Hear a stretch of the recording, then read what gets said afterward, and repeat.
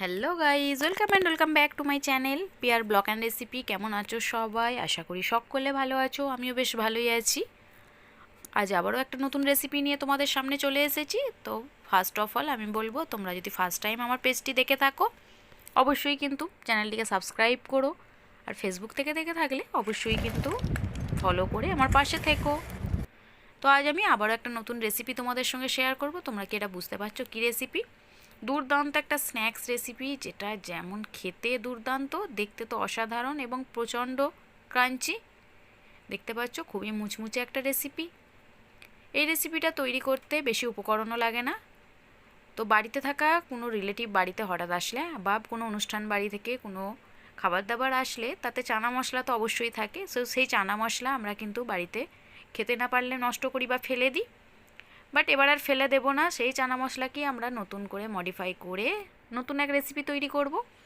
তো দেখতে পাচ্ছ এই যে আমাদেরও বাড়িতে ফ্রিজে ছিল এটা, বাড়িতে রিলেটিভ আসায় রান্না হয়েছিল, বাট পুরোটা শেষ হয়নি। তো ফ্রিজে রয়েই গিয়েছিলো। আমি ভাবলাম চলো এটা ফেলে দেবো, ফেলে না দিয়ে নতুন যদি কিছু রেসিপি তৈরি করা যায় সেটাই একটু ট্রাই করি। তো যেই বলা সেই কাজ, দেন আমি এটিকে খুব ভালো করে জল দিয়ে পরিষ্কার করে ধুয়ে নেব। তার আগে আমি এটিকে জলে ভিজিয়ে রেখে দিলাম। তো মাঝে আমি রেডি করে নিচ্ছি, দেখো নিয়ে নিলাম বেসন 2 চামচ, দিয়ে দিচ্ছি চালের গুঁড়ি। চালের গুঁড়িটা একটু বেশি পরিমাণে এখানে লাগবে বেসনের থেকে, কারণ একটু বেশি ক্রাঞ্চি হলে খেতে বেশি ভালো লাগে তাই। তো আমি এখানে চালের গুঁড়িটা 3 চামচ ব্যবহার করলাম, লাগলে পরে আরও অ্যাড করব। দেন দিয়ে দিচ্ছি দেখো সামান্য একটু জিরে গুঁড়ো, একটু হলুদ গুঁড়ো, সামান্য একটু লঙ্কার গুঁড়ো, আর দেখো সামান্য একটু ধনিয়া পাউডার, আর দিয়ে দিচ্ছি দেখো সামান্য একটু জিরে, কালো জিরে। কালো জিরেটা একটা সুন্দর ফ্লেভার আসবে, তার জন্য আমি এখানে কালো জিরেটা ব্যবহার করেছি। দিয়ে দিলাম পরিমাণ মতো নুন, সামান্য একটু কাঁচা লঙ্কা কুচি। কাঁচা লঙ্কাটা ঝাল আমরা সকলে খেতে পছন্দ করি, আর স্ন্যাক্স একটু ঝাল ঝাল খেতে বেশি ভালো লাগে। দিয়ে দিলাম কাঁচা লঙ্কা কুচি। দেন দিয়ে দিলাম সামান্য একটু চিনি, যাতে একটু মিষ্টি ভাব আসে তার জন্য। এরপর চলো ভালো করে মেখে নিয়ে মিক্স করে নেওয়ার পর দিয়ে দেবো জল। জল দিয়ে আবারও একটা সুন্দর ব্যাটার তৈরি করে নেব। দেখেছো খুব ঘন তৈরি করতে হবে, কারণ যেহেতু আগে থেকেই সিদ্ধ করা ছিল চানাটা, তাই একটু ঘন ব্যাটার তৈরি করে এটা করতে হবে। দেখতে পাচ্ছ ব্যাটারটা কতটা ঘন করে নিয়েছি আমি, দেখো। এই পর্যায়ে ব্যাটারটা রেডি করে রেখে দেব।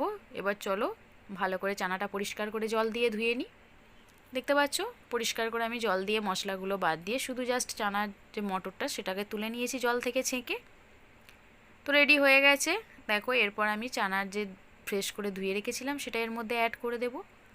তো অ্যাড করার সময় সামান্য একটু জল থাকার কারণে ব্যাটারটা একটু লিকুইড হয়ে গেছে, তাই আমি আবারও একটু পরে 2 চামচ চালের গুঁড়ি ব্যবহার করেছি, সেটা দেখানো হলো না, বাট তোমাদের প্রবলেম অনুযায়ী তোমরা সেটা সলিউশন করে নিও। দেন আমি চলে যাব এবার ওভেনে। ওভেনের মধ্যে একটা কড়াই বসিয়ে দিয়েছি, তাতে দিয়ে দেবো পরিমাণ মতো তেল। কারণ দুর্দান্ত এই রেসিপিটা তৈরির জন্য তোমরা কিন্তু দেখতে থাকো ভিডিওটা, তাহলেই বুঝতে পারবে। আর যদি ভালো লাগে আমার চ্যানেলটিকে কিন্তু সাবস্ক্রাইব করো, খালি জায়গায় চলে যেও না। এরপর চলো তেল দিয়ে দিয়েছি, তেলটা গরম হওয়ার জন্য অপেক্ষা করব। দেখতে পাচ্ছ ওভেনটা এই পর্যায়ে হাই ফ্লেমে রাখতে হবে। দেখো তেলটা বেশ গরম হয়ে গেছে। এবার আমি যে মিশ্রণটা আগে থেকে রেডি করে রেখেছিলাম চানা মটর আর বেসন দিয়ে, তো সেটা এর মধ্যে এবার একটা একটা করে বল দিতে থাকবো। দেখো একটা একটা করে দিলে বেশি টেস্টি হয়, খুব ক্রাঞ্চি হয়, খেতে বেশি ভালো লাগে। তো দেখো আমি এবার একটা একটা করে দিয়ে দিচ্ছি, বাট সবগুলো আলাদা হচ্ছে না, কিছুটা আলাদা হচ্ছে, কিছুটা আবার একসঙ্গে মিশে, বাট একসঙ্গে জড়িয়ে গেলেও কিছু প্রবলেম না। এটা আস্তে আস্তে একটু ডিপ ফ্রাই করে মুচমুচো করলেই ছেড়ে যাবে। দেখো এটা একটা দুর্দান্ত রেসিপি, তোমরা চাইলেই বাড়িতে ইজিলি এটা তৈরি করে ফেলতে পারো। কাবলি ছোলাকে জাস্ট নুন দিয়ে একটু সিদ্ধ করে নিয়েও এটা তৈরি করা যেতে পারে। আমার বাড়িতে যেহেতু ছিল তাই আমি এটা ট্রাই করেছি কতটা খেতে সুন্দর হবে দেখার জন্য। তো অনেস্টলি বলছি বন্ধুরা, দুর্দান্ত খেতে হয়েছিল। তো আমি আবারও একদিন তোমাদের সঙ্গে শেয়ার করব শুধুমাত্র কাবলি ছোলা দিয়ে সিদ্ধ করে। বাট আজকে এটাই দেখো কতটা সুন্দর হয়েছে। তোমরা চাইলে বাড়িতে যদি পড়ে থাকে চানা মশলা রান্না, সেটা ফেলে আর না দিয়ে এইভাবে অবশ্যই একটা নতুন রেসিপি তৈরি করে নিতে পারো। দেখবে বাড়ির সকলের পছন্দ হবে এবং সকলেই খেয়ে নেবে। তো দেখো সবগুলো বেশ লাল লাল করে ফ্রাই করা হয়ে গেছে আমার। চলো প্লেট আউট করি এবার, তোমরা দেখতে পাবে তাহলে কতটা সুন্দর হয়েছে। দেখো বন্ধুরা, দুর্দান্ত খেতে, কিন্তু আমার বেশ ভালো লেগেছে, তাই আমি তোমাদের সঙ্গে শেয়ার করছি। তো দেখতে দেখতে তোমাদেরও যদি ভালো লাগে তোমরা কিন্তু আমার চ্যানেলটিকে সাবস্ক্রাইব করো, খালি দেখে চলে যেও না। দেখো জাস্ট দুর্দান্ত, খুবই লোভনীয়। শব্দ শুনতে পাচ্ছ বন্ধুরা কতটা ক্রাঞ্চি হয়েছে। দেখো খুবই মুচমুচে, দুর্দান্ত এই রেসিপিটা। দেখেছো বেশ ভালো লাগছে দেখতে, খেতেও বেশ ভালো হয়েছে। তোমরা চাইলে বাড়িতে সহজে এটা তৈরি করে ফেলতে পারো।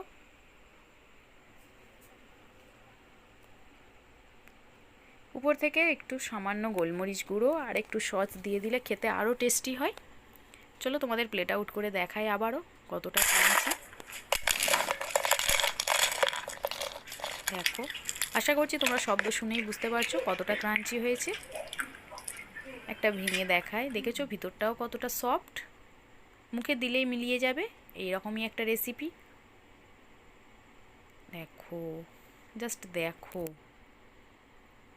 অসাধারণ এই রেসিপিটা।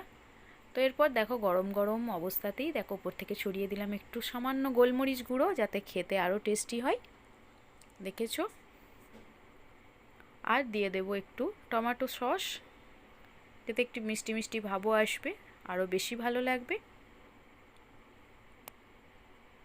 দেখেছো বন্ধুরা কতটা সুন্দর হয়েছে, দেখতেও যেমন সুন্দর, খেতেও কিন্তু দুর্দান্ত। তোমরা চাইলে বাড়িতে তৈরি করতে পারো। আর যদি ভালো লাগে আমার চ্যানেলটিকে সাবস্ক্রাইব করো, লাইক করো, শেয়ার করো প্রচুর পরিমাণে ফ্রেন্ডস অ্যান্ড ফ্যামিলির মাঝে, যাতে খাবার অপচয় আর না হয়। এইভাবে নতুন কিছু রেসিপি বানিয়ে নিতে পারে সকলেই। তো সকলে ভালো থেকো, সুস্থ থেকো, এই গরমে সাবধানে থেকো, প্রচুর পরিমাণে জল খেও সকলে, অ্যান্ড বি কেয়ারফুল। বাই। আরও এরকম সুন্দর ভিডিও পেতে আমার চ্যানেলটিকে সাবস্ক্রাইব করো।